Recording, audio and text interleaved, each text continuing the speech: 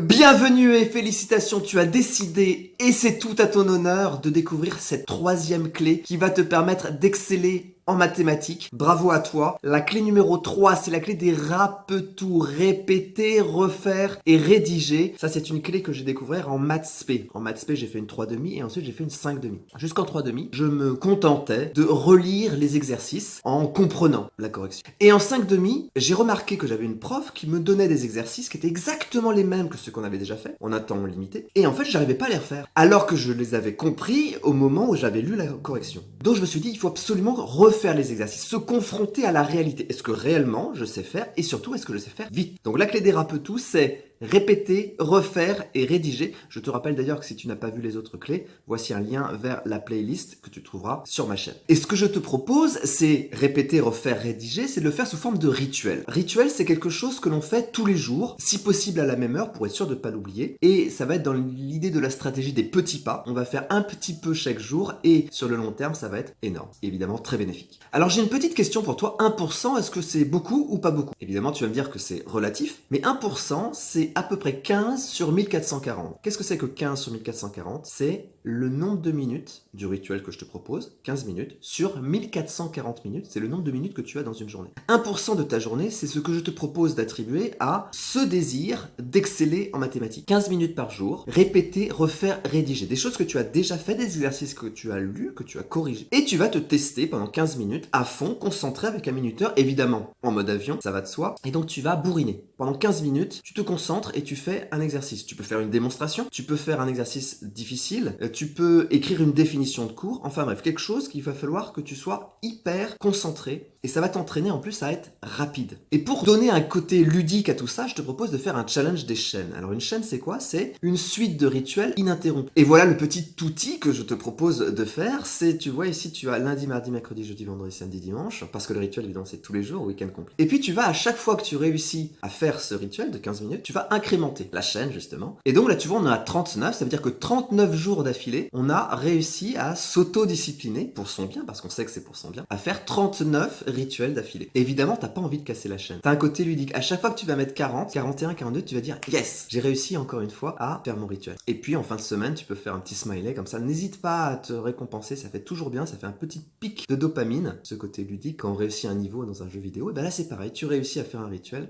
t'es content, tu souris. N'hésite pas à te féliciter. Ce rituel va te permettre de te tester. Est-ce que réellement, je sais faire? Confrontation avec le réel. Et tu vas en tirer des leçons. Alors, à ce sujet, jamais n'efface tes erreurs. Une erreur, c'est pas quelque chose de grave. Une erreur, ça veut dire qu'il y a un moment, dans ton apprentissage, tu n'as pas réussi à faire quelque chose. Donc, il faut t'en rappeler. D'accord? Tu n'effaces pas tes erreurs. Tu prends ta correction en vert, d'une autre couleur.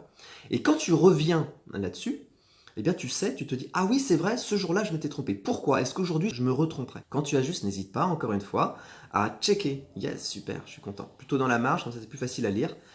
Tu as juste à regarder la marge à gauche pour savoir là où tu dois retravailler les points difficiles. Donc les erreurs, très important pour « je me rappelle » et c'est ainsi que je progresse en ne refaisant pas les mêmes erreurs. Ce rituel va aussi te permettre de mémoriser les choses, puisque à faire toujours 15 minutes tous les jours la même chose, ou tu vas te faire un programme individualisé, ça c'est à toi de voir. Tu vas répéter, remémorer les choses, et ça, c'est très bénéfique, ça se base sur la courbe de l'oubli d'Ebbinghaus, que je te montre juste ici. Donc en abscisse, tu as le temps qui s'écoule, et en ordre donné, tu as la probabilité de rappel correcte.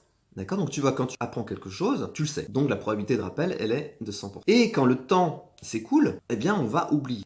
Et donc on va répéter cette information pour ne pas l'oublier. Et donc tu vois la courbe, à chaque fois qu'on répète, la probabilité de rappel correct se prolonge dans le temps. Et ce qui est conseillé par Ebbinghaus, c'est de faire une répétition 1, 3, 5, 8. Premier jour, troisième jour, cinquième jour et huitième jour. Et tu vois qu'à la fin, on a l'information qui est ancrée dans la mémoire à long terme. Là au début, on est sur le court terme, en un jour. Et là ensuite, on est dans la mémoire à long terme.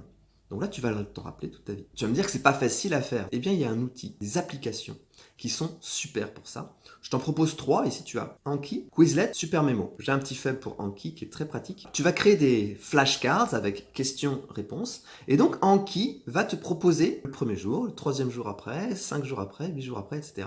Et donc, ça va avoir un côté ludique. Je sais pas. Je me rappelle pas. Et donc, sur ce principe de répétition espacée, eh bien, tu vas retenir les choses à long terme. Donc ça, c'est le principe du rituel. Tu vas refaire les mêmes exercices ou les mêmes parties un petit peu difficiles que tu loupes.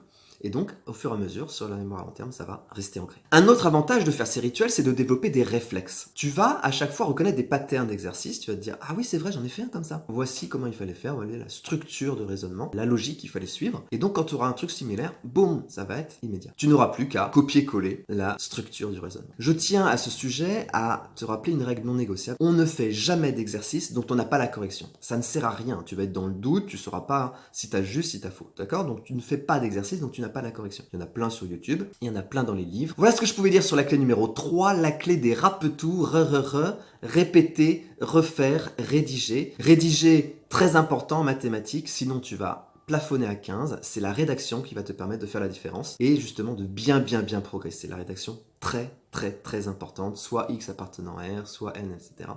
C'est là qu'on va voir la différence entre les très bons élèves, les excellents élèves, puisque c'est ce que l'on veut ici, et les bons. Eh bien écoute, merci pour ton attention. N'hésite pas à liker, partager pour m'encourager à faire d'autres vidéos comme ça si ça t'a plu. C'est le seul moyen pour que d'autres personnes les voient. Les autres clés sont sur ma chaîne dans une playlist. Il y en a 8. Voilà, je t'invite évidemment à suivre les autres. Je te remercie, bonne continuation et à très vite. Ciao!